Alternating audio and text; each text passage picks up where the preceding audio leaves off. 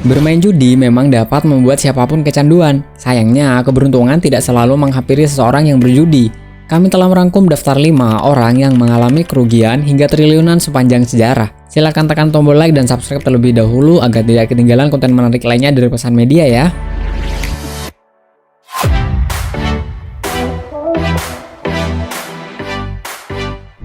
Archie Karas. Namanya melegenda di dunia judi poker. Malahan nih, nama pria ini digunakan sebagai salah satu karakter virtual di game poker. Archie termasuk orang yang beruntung. Ia pernah berpenghasilan hingga 50 juta dolar setahun hanya dari berjudi. Tapi ia juga pernah merugi hingga 542 miliar karena berjudi. Ketenarannya berakhir saat ia ditangkap dan dituduh berbuat curang di meja kasino. Yang nomor 2 adalah Omar Siddiqui.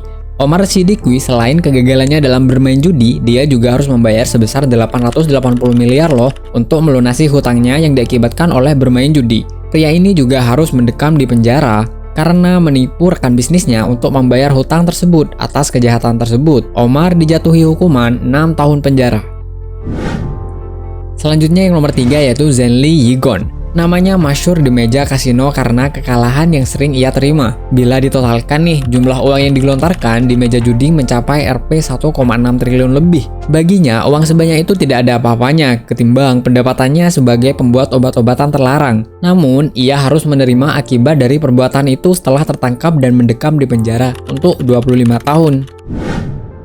Yang keempat adalah kekalahan Terry, yaitu sebanyak Rp 2,7 triliun yang membuat pebisnis ini terkenal. Tentunya namanya melambung bukan karena kepiawaian beliau dalam mengelola bisnis, melainkan karena jumlah yang cukup besar tersebut habis ia saat berjudi. Akan tetapi Terry tidak mau menerima kekalahan tersebut begitu saja. Ia bahkan menuduh kasino sengaja memberinya alkohol agar ia kehilangan kesadaran saat berjudi.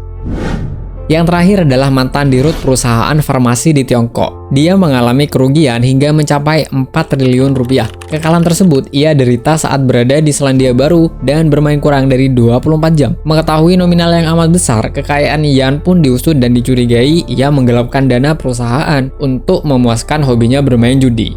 Waduh, cukup meresahkan juga ya. Gimana menurut pendapat kalian? Tulis di kolom komentar ya.